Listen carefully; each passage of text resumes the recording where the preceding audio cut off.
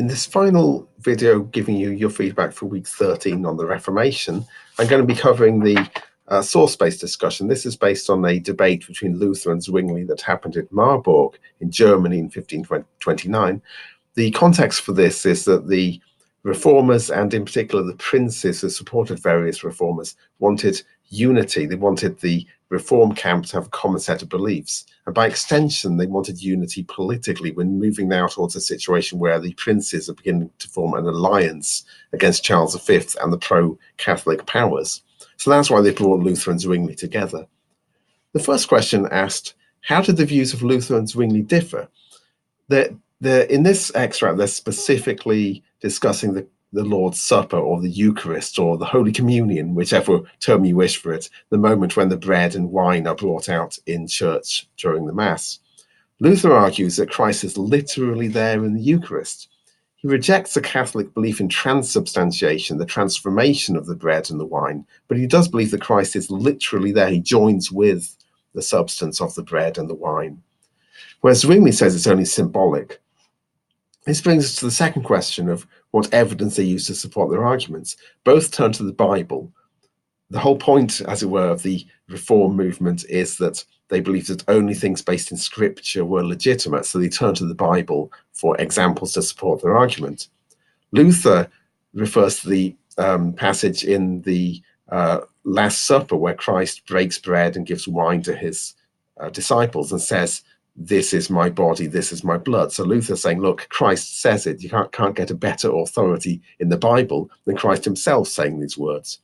Whereas Zwingli says that Christ's words are symbolic.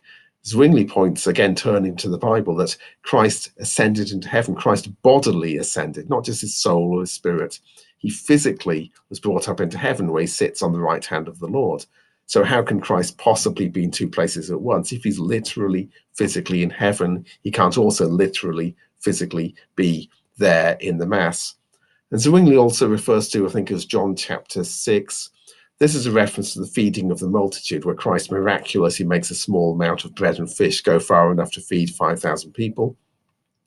In the process of that, Christ reminds his followers, you can't live by bread alone. There's more to life than food and material things. The spirit is more important, which Zwingli takes to mean that Christ speaks not of bread as a physical repast, I think is the word, not as a physical feast, but that's not important, that the spirit is more important. So why would Christ therefore literally say to people, this is my flesh, eat it, when he's not actually interested in physical nourishment, he's interested in spiritual nourishment.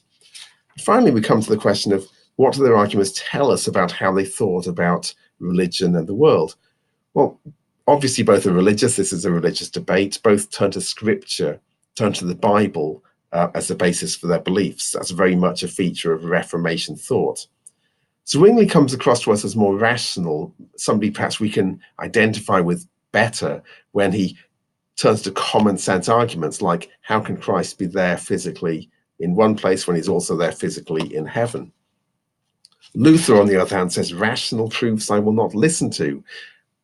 This can make Luther appear to us very irrational or superstitious, but it'd be a mistake to exaggerate the differences between the two. Luther is a rational man. He's making logical arguments within his own belief system, within that belief that both men share, that Scripture, the Bible, is the basis for all belief. He is appealing to the words of the Bible just as Zwingli is. They're using a very similar rational form of argument.